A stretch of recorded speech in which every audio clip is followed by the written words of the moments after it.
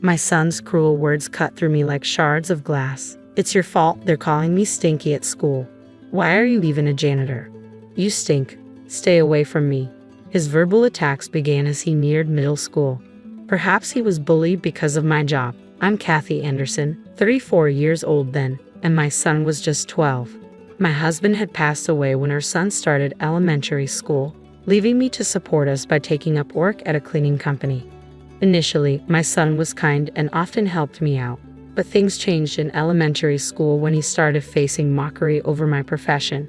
By middle school, he began associating with unpopular kids, even getting into trouble for being out late at night. I was frequently called to the school due to his misbehavior. Being a single mother was far tougher than I had anticipated. However, by his third year in middle school, his behavior suddenly improved, and he began focusing on his studies. It seemed he had a wake-up call after seeing his friends get caught by the police for shoplifting. I don't want to live like you, scraping the bottom of the barrel. I'm going to study hard, graduate from a top university, and live an elite life with a prestigious job, he declared. Though conflicted by his words, I felt a glimmer of relief that he was finally showing ambition. My focus was on supporting his studies, and seeing him accepted into a good high school brought me great joy. He was admitted to the high school he had dreamed of. I was truly thrilled. It was a private school, and the fees were steep, but I managed, picking up extra shifts and tightening our budget. Hey, what's with this sad excuse for a meal? I need more nutritious food, you know? Get me better meat. I'm sorry. I'm doing my best, but tuition is all I can manage right now. Then work harder. You're serving me this cheap food. Are you even my parent? A parent's job is to support their child. His verbal attacks intensified in high school, perhaps fueled by the affluent backgrounds of many of his classmates. It seemed he was struggling with his own circumstances. To shield him from any shame, I cut back on my own expenses, foregoing anything for myself and funneling everything I had into supporting him. Despite his current behavior, I held on to hope that he would mature with time, recalling his kindness in elementary school. I plan to study abroad in college. I want to go for about a year, so I'll need around $30,000 to $40,000. That much. You're not going to tell me you can't afford it, right? A parent's duty is to fulfill their child's wishes. Don't use poverty as an excuse. I understand, but if you go to university, there will be more tuition to consider. How could I possibly afford the cost of studying abroad? Even now, my life was already stretched thin. So, I requested the cleaning company to switch me to an early morning shift and took up a job at a 24-hour supermarket late into the night. My schedule was packed. I worked at the cleaning company from 7 a.m. to 3 p.m., then hurried home to prepare dinner, manage household chores, and headed to the supermarket from 5 p.m. to midnight. On days when the cleaning company was closed, I picked up extra shifts at the supermarket, working without a break. It was all so that my son could attend the prestigious private university he dreamed of. With only a high school diploma, I found immense joy in seeing my son go to university. By his second year, he ventured abroad for his studies. The university fees were hefty, and despite saving diligently, I had to take out a loan to cover the expenses of his study abroad. Living abroad was expensive, and I often received requests for money from my son. Despite the mounting debt, I couldn't bear to see him struggle in a foreign land, so I continued sending him financial support. After a year, he successfully completed his studies abroad, albeit delaying his college graduation by a year. My son returned home and promptly began asking for spending money again. Hey, Derek, you're in college now. Couldn't you find a part-time job? You expect your child to work and miss out on having fun? Unbelievable. I don't mean it that way, but could you try earning some of your own spending money? I'm focused on my studies. That's a student's responsibility. If I took on a part-time job, it would affect my job search after graduation. Do you want to jeopardize your child's future? As a parent, I can't understand those with limited education. I'm sorry, my son remained unchanged, but I felt relieved knowing he had safely graduated college. Landing a job at a well-regarded company lifted a weight off my shoulders. Once he began working, he stopped asking for spending money, which eased our lives. However, debts from his college and study abroad lingered, so I continued working tirelessly. After 4 years of his employment, I was nearing the end of paying off the debts. Although my son never contributed financially to the household, I managed. I once suggested he chip in a little since he lives here now, but he retorted, "You expect your child to give you money? Being a working adult means fulfilling social obligations, and it costs. You, a cleaner, and I, working at a prestigious company, are not the same." I never brought it up again. It's exhausting to argue like this every time I speak up. Maybe by then, I had grown accustomed to this life and didn't find working day and night too difficult. But unknowingly, perhaps my body was silently pleading for a break. I likely pretended not to notice. Then one day while cleaning a particular building, I spotted my son stepping out of an elevator. "Derek." Upon seeing me, my son scowled deeply. "Huh? Who are you?" "Excuse me. I don't know any old woman like you. Stop talking to me so casually, Derek. It's annoying." Being yelled at like that by my son was a huge shock. He didn't even look at me properly and quickly left. That night, after finishing my late shift and returning home, I found my son, who should have been asleep, drinking beer in the kitchen. As soon as he saw me, he began shouting as if he had been waiting for me. "Hey, old woman, what were you thinking? Why did you call out to me there? That person is a crucial business partner for my company." "Is that so? I've been cleaning that building for a long time." "What a coincidence. Look, even if you see me, don't acknowledge me. It's embarrassing if people find out my mom is a janitor. Don't embarrass me." "Embarrassing? I've been raising you like this." "What, do you think you can buy my favor with that? I didn't mean it that way. Anyway, if you see me outside, we're strangers. Don't talk to me casually. It's embarrassing for me if people find out you're my parent." It was quite a shock. I had been working tirelessly day and night for my son's sake, never expecting him to say something like this. I had hoped he would change someday, but now it seemed that day might never come. As I worked with these thoughts, I began to feel faint. When I regained consciousness, I was in a hospital bed. The doctor explained it was due to overwork. "You've accumulated a lot of fatigue. You've been pushing yourself too hard, haven't you?" Did I pass out? Your colleagues were concerned. They mentioned you always push yourself too hard, Mrs. I see. I ended up staying in the hospital for about a month to recover. Despite the hospital staff contacting my son, he never once visited during that time. However, my colleagues took turns visiting me, which was incredibly uplifting. The first person to rush to see me when he heard about my collapse was Mr. John Harrison. He's a kind man who always appreciates my work and shows concern for me. Having lost his wife early and raised his daughter alone, we found we had much in common and began talking frequently. "You've done so well until now. I think it's time for you to take things easier," Mr. John said, and I couldn't hold back my tears. It felt like all the feelings of being overlooked and misunderstood that I had carried were finally melting away. I realized I had been trapped in the mindset of relentless hard work all this time. A month after leaving the hospital, my usual routine awaited me, but I had ceased expecting anything from my son, so I felt somewhat liberated. Though we didn't converse much, one day he informed me he was getting married.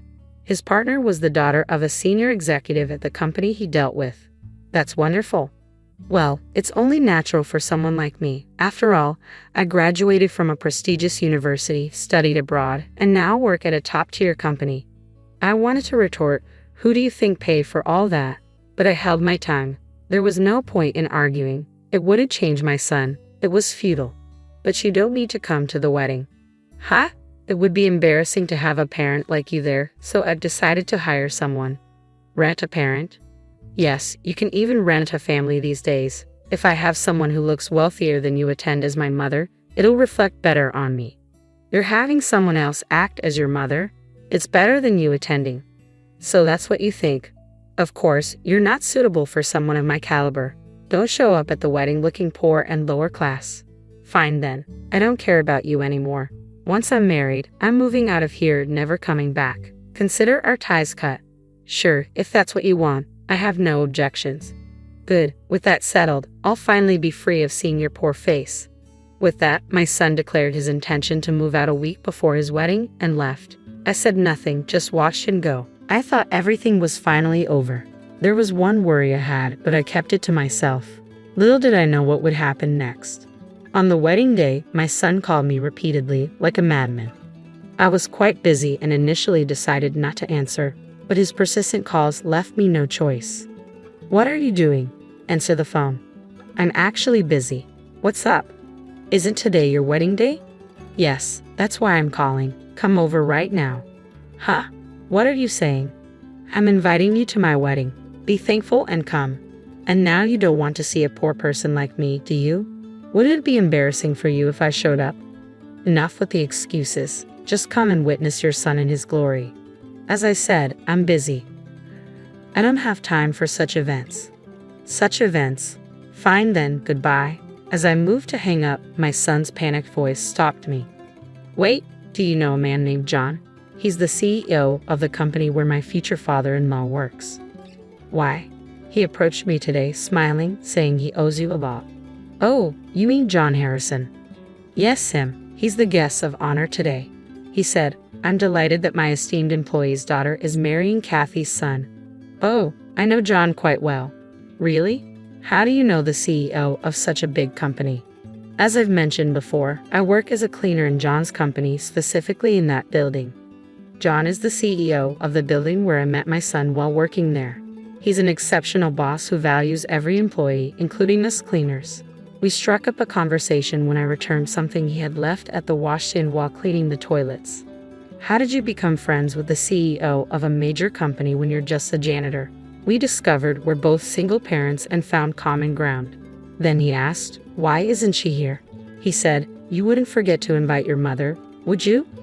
Why not introduce him to the stand-in mom? He knows what you look like. It'll blow our cover. Oh, really? It's not, oh, really, just come over here now.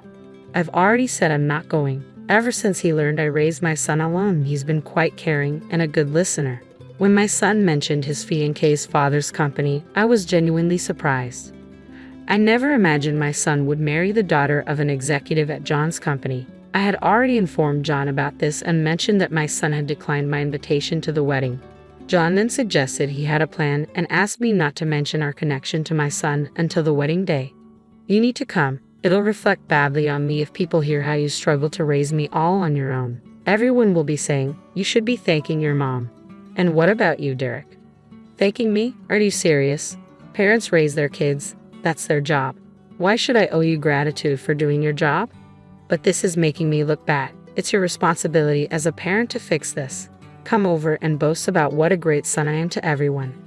Hearing that just makes me want to come even less. Are you even thinking like a parent? You reap what you sow. You're not a kid anymore. Take responsibility for yourself. Parents aren't all-powerful, and I'm not your parent anymore. With that, I ended the call. John was asked to give a speech as the guest of honor at the wedding. Later, he told me he gave a wonderful speech with a smile on his face. Someone recorded it, and John showed me the video. Ladies and gentlemen, let's take a moment to honor Derek's mother, who single-handedly raised him day and night, and even took out loans to support his education, including study abroad. Despite his demands for money and lack of contribution at home, now a successful adult, he had the audacity to ask her not to attend his wedding, fearing embarrassment. Let's give a big round of applause to our distinguished groom. John's voice echoed loudly through the room. My son stood on stage, visibly pale. His bride, standing beside him, flushed red and trembled. In a sudden motion, she grabbed a wine bottle and poured it over my son's head. You ungrateful fool. Her voice rang out, filled with anger. Clutching her dress, she stormed out of the room. The guests erupted into a chorus of disapproval, leaving my son standing soaked in wine, tears, and snot, his white tuxedo stained and ruined. Seeing him in that state stirred nothing in me. It felt like watching a surreal play that had nothing to do with my life. Naturally, the wedding was canceled. With many guests from the company and clients in attendance, news of the ceremony's debacle spread rapidly. I heard he started receiving icy glares both inside and outside the office. Eventually, he resigned due to the hostile environment. The wedding details went viral on social media, making it difficult for him to find another job after his bride left. He couldn't afford the rent for their new home and was reportedly evicted. About a month later, I received a call from a public phone. Mom, where are you right now? Who's calling? I don't recall having a son who calls me Mom. It's me, Garrick. Ah, I remember someone by that name from years ago. What's the matter? It's all my fault. Please help me. I don't have a job, can't pay off the wedding expenses, and I have nowhere to live. When I returned home, you weren't there. Someone else had moved in. Oh, I've relocated from our old place. Remember, your wedding day was moving day for me. That's why I mentioned being busy. Where did you move to? There's no reason for me to disclose that. You're a stranger now. I'm living in a park. A park? Are you homeless now? Yes, I'm getting by collecting cans. You, who once looked down on janitors, are now collecting cans? How unfortunate. Do you feel any remorse for me? Not at all. We're no longer family. Please don't reach out to me again. Goodbye. With that, I ended the call. He never contacted me again after that. Perhaps he couldn't afford to make calls anymore, but that wasn't my concern. I had no desire to see him or be involved in his life again. Later, I married John. His daughter, who had already married and moved out, was delighted about our marriage. Now, just the two of us are looking forward to living our second lives happily together as a couple. My name is Olivia, and I'm a 32-year-old housewife. My husband, Liam, is 34 and works an ordinary office job. We've been married for 8 years and have a precious daughter named Ava, who is 6 years old. Ava is incredibly adorable, and both Liam and I are completely smitten with her. I have an older sister, Emma, who is 3 years older than me. She recently turned 35 and went through a divorce due to a personality clash, becoming a single mother to her 4-year-old son, Noah. One day, we planned to go to the zoo with Emma and Noah. Unfortunately, I caught a cold at the wrong time. When I tried to cancel the outing, Liam kindly offered to take the day off from work, not wanting to disappoint the kids. Even though it meant he and Emma would be alone together with the children, I didn't think anything of it. However, one day when I was walking through the shopping district after running errands, I happened to see Liam and Emma sitting together in a cafe. I wondered why they were together, but as it was almost time for Ava to come home from her after-school program, I headed home, still feeling uneasy. That night, when Liam came home, I asked him about it. He explained that it had started raining and they happened to meet, so they went to the cafe to wait for the rain to stop. He seemed calm and nonchalant, so I trusted him at the time. But after that day, Liam started coming home late more frequently. He also began asking for more money, claiming he was short on cash. On his days off, he went out more often, and whenever Emma visited our house, their interaction seemed more familiar than before. Suspicion began to creep into my mind, even though our relationship with Ava remained as strong as ever. Then an incident occurred that made me realize something was amiss. Emma came over as usual and asked if I could take care of Noah for about a week. A friend had invited her on a trip to Hawaii, and it was difficult to bring Noah along. Emma pleaded, saying she needed a break after being so busy. I understood how hard it was for her since the divorce, and though reluctant, I agreed to help. As Emma's trip approached, Liam told me he would be away for a while on a business trip, visiting multiple areas over several days. I thought it was a tough coincidence, but I was shocked when I learned his departure date. It was the same day as Emma's trip to Hawaii. Was this really a coincidence? Liam's increasing phone use and secretive behavior made me more suspicious. When Emma visited, their interaction seemed unusually close. On the day of Emma's departure, she arrived early in the morning with Noah. The moment I held Noah's hand and immediately noticed something was off. His hand was unusually hot and his body felt feverish when I lifted him. I didn't need a thermometer to know he had a high fever. Emma, doesn't Noah have a fever? I asked. Yes, he's been running a fever since yesterday. It hasn't gone down yet, she admitted. What? We have to take him to the hospital right away. Surely your son's health should be more important than a trip, I insisted. But then Emma said something outrageous. So I'm counting on you. What? You're leaving your child here while he has a fever? I was incredulous. I have no choice, do I?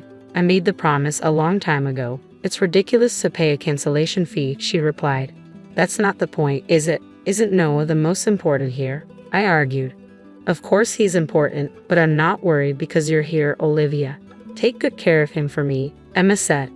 Wait, Emma. Despite my attempts to stop her, Emma left. I couldn't believe it. Noah was suffering from a high fever, and she left him in my care. Noah seemed to be really struggling, probably because of the strain of moving while having a high fever. I quickly laid him down on the bed and placed a cold, wet towel on his forehead. While I was preparing an ice pillow in the freezer, Liam woke up.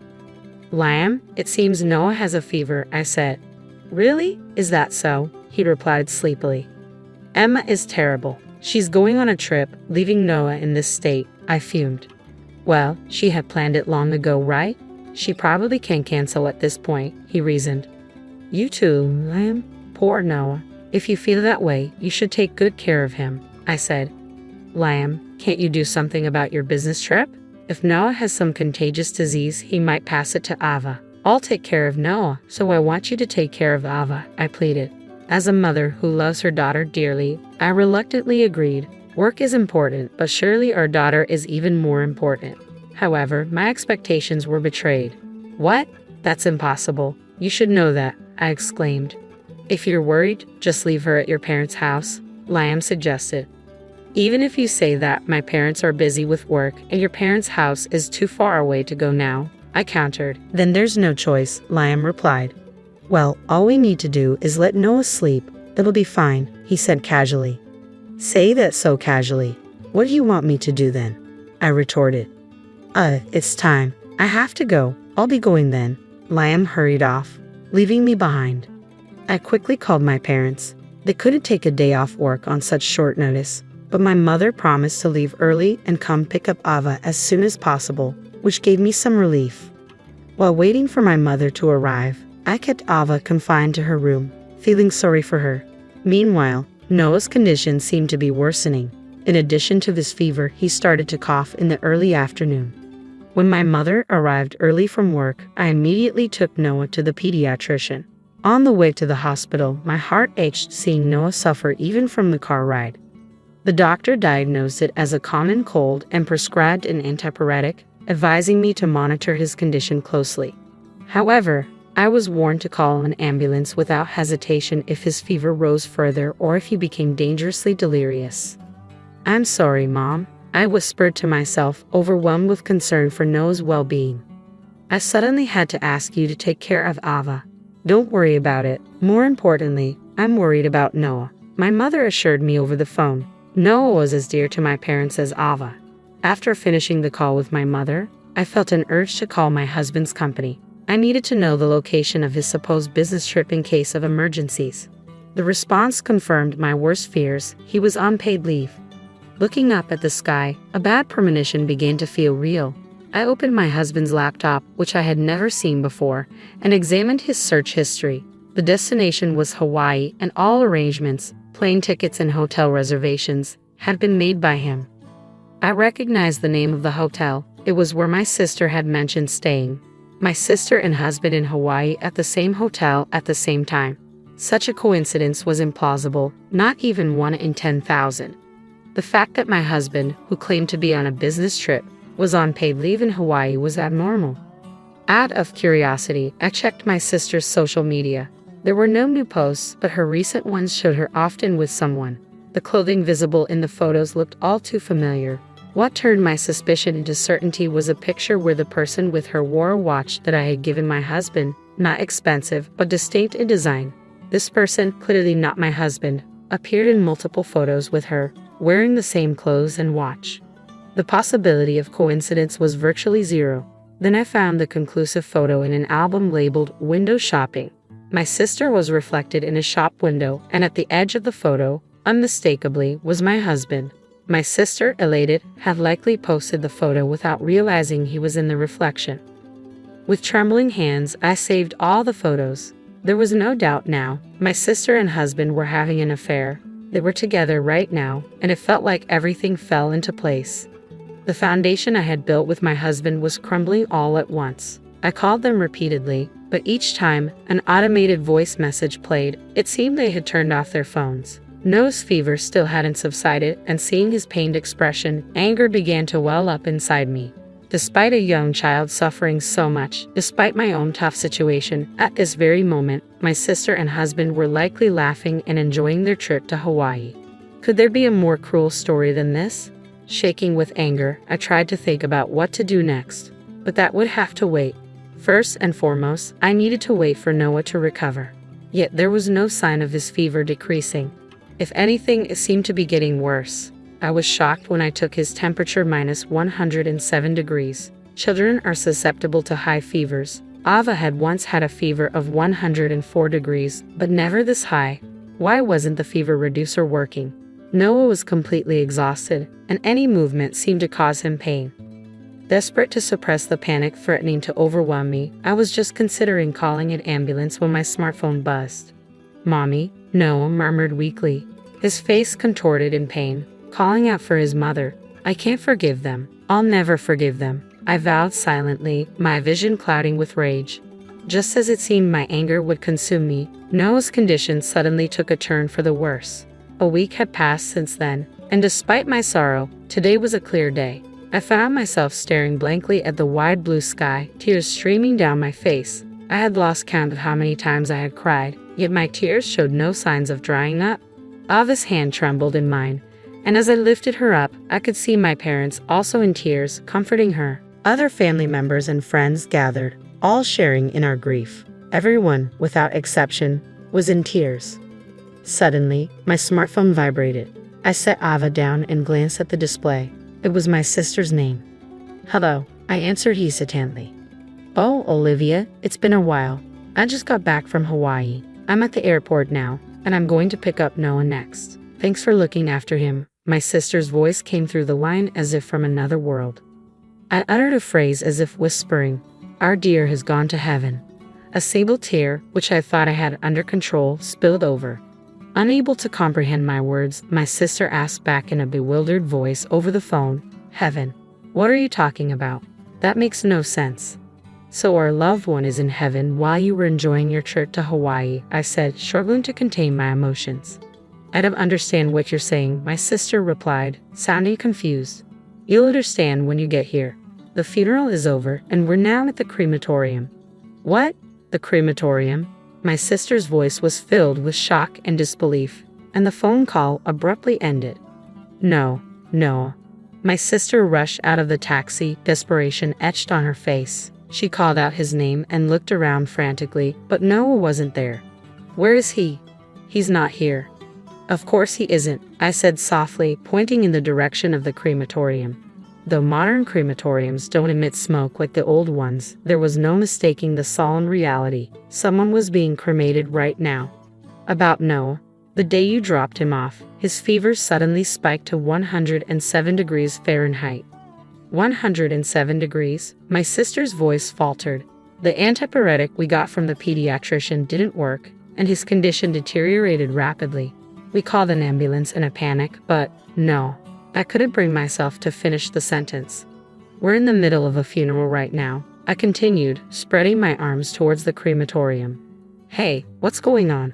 What happened to Noah? Why are you here?" A man shouted, breaking the silence. It was my husband, shock and disbelief evident in his voice. "It doesn't matter why I'm here. What about Noah?" I retorted sharply. "Of course it matters." My husband's voice was strained, filled with urgency and concern.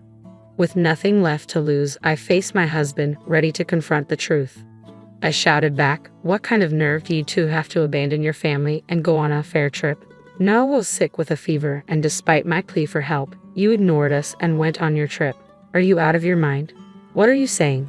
I've known for a long time. When I contacted your company, they said you had taken paid leave. When I checked the computer, there was a reservation for a trip to Hawaii, staying on the same flight and in the same hotel as my sister. You think you can explain that away as a coincidence?" At my intense accusation, my husband was left speechless. "Olivia, tell me, is Noah?" His voice broke. "How can you ask that question now? Why do you think we're here? Why do you think we're wearing mourning clothes at the crematorium? Don't you understand?" I demanded, my voice trembling with emotion. "No. No." My sister's scream pierced the tense air, collapsing into tears. I looked down at her with cold eyes. "You have no right to cry, Emma. You're the worst kind of person, abandoning your son to go on a trip with your sister's husband. I was so lonely all by myself, that's why. That's why." Emma's voice quivered. "So you laid hands on my husband?" I accused. "What? I did nothing wrong." "I'm not in the wrong," Emma insisted, unbelievably lashing out in anger. "I didn't choose to have a child, nor did I choose to become a single mother. When my ex-husband and I divorced, I wanted him to take custody of Noah, but he refused. So I did my best to raise him on my own. But to think Noah would? No, Emma. The one comforting my crying sister was my husband. It seemed he had no intention of hiding their affair any longer. Don't be selfish. Our parents and I have helped as much as we can. Leaving the sick child alone to have an affair is no excuse. I lashed out at them. You don't even realize how despicable you are. You're the worst. Hey, Olivia, aren't you being too harsh on your sister? Emma is shocked because Noah has passed away. My husband interjected. Shut up. Don't you dare act superior. Just so you know, we're getting a divorce. I'll make you pay for everything you owe, so be prepared. What? What does that have to do with this? It has everything to do with this. I yelled back at him, my sister crying in the background. The situation had become a battlefield. Our parents approached us in the midst of the chaos. My sister, tear-streaked, blamed them. Dad, Mom, why didn't you take proper care of Noah? Why did you let this happen? She cried out. Suddenly, a dry slapping sound echoed through the tension. It was our father who had slapped my sister's cheek. Don't be ridiculous. You abandoned your child and yet you blame others. You even went on a trip with your sister's husband. Shameless. I feel ashamed as a father for raising you like this, he condemned her. My sister cried even harder at our father's harsh words. I contemplated slapping my husband, but before I could act, a small boy's voice cut through the turmoil. Mom. My sister turned sharply. There he was. No. Noel, she exclaimed, moving towards him, but the man holding Noel quickly stepped back, out of her reach. Hey, what are you doing, Lucas? I demanded. The man holding Noel was my sister's ex-husband, the man who had divorced her due to their personal conflicts. That's what I should be saying. What are you doing, leaving Noah alone? It's none of your business. Noah is my son too, he argued fiercely. I followed the prevailing opinion that a mother is better because you insisted on not sharing custody, no matter how many times. I warned you, you wouldn't let me see him, and as I feared, it came to this. You have no right to be Noah's mother. Shut up. All you have to do is quietly pay child support. I'll pay whatever it takes for Noah's sake, but you didn't take care of him. You left him alone. You didn't even know how dangerous his condition was, and you were off on a pleasure trip. On that day when Noah's condition suddenly deteriorated, I panicked and called an ambulance. I called my parents and Lucas, Noah's father. While treatment was being given after arriving at the hospital, he was quite surprised when I told him my sister was on a pleasure trip with my husband. Afterwards, Noah, who was discharged from the hospital in good health, was recuperating at Lucas's parents' house. Wait, so Noah is safe, right? I asked my bewildered husband, staring at the crematorium. It's her grandmother, I explained. Our grandmother, who was bedridden due to her advanced age, has been under care at a nursing home. She passed away from old age the other day. Even though she was bedridden, she had a clear mind and doted on her great-grandchildren, Ava and Noah. When we occasionally visited her at the facility, her wrinkled face would crinkle even more. At the sudden farewell, I, my parents, and Ava were unable to cope and just wept. Noah, being just out of illness, didn't attend the funeral. But I called my sister to this crematorium after informing Lucas that Noah was fine since his fever had completely gone down. You tricked me, my sister accused, staring daggers at us. We were the ones who wanted to accuse her. I didn't hear that Grandma had passed away either. My sister shouted. I called multiple times to tell you that Grandma had passed away, but your phone was turned off. Both of you were unreachable. Even though Grandma was kind to you, it's unacceptable to be late enough. It's mocking me. No, let's go. You'd rather be with Mommy than this man, right, Lucas? I said firmly, trying to take no back from Lucas. It was Father scolding my sister who was confronting Lucas. Are you still thinking that you can keep Noah with you even after all this? Listen, what you did was on the verge of breaking the law. It's called parental neglect. You failed as a mother. Don't think that you can ever be by Noah's side again. Noah will be raised by Lucas. Dad, no way. We have even hired a lawyer and decided to fully cooperate with Lucas. You are no longer our daughter. Be prepared for us to cut ties, Mom. My sister's face turned pale at the disavowal from her parents. I stood imposingly in front of my sister and husband. My husband and I are getting a divorce. Why don't you two get along? You should be fine not seeing each of your children. After all, you left them behind to go on a trip overseas. Hearing this, my husband started yelling. Wait, Olivia. It was just a moment of weakness, just a fling with Emma. What's most important to me are you and Ava. Then my sister exploded. What did you say? A fling. You said you don't love Olivia anymore, that you only love me. Shut up. I love my daughter. Don't mess with me. My husband and sister resumed their quarrel. We left them arguing and departed with my grandmother's ashes. After that intense dispute, mediation ended peacefully since I had appointed a lawyer. Noah went to his father's place. I thought he would feel sad about being apart from his mother, but he was actually happy. It seemed my sister was completely non-functional as a mother. My husband and I also had our disagreements. He was stubborn, but after being scolded by both sets of parents, he deflated. The final blow came from our daughter.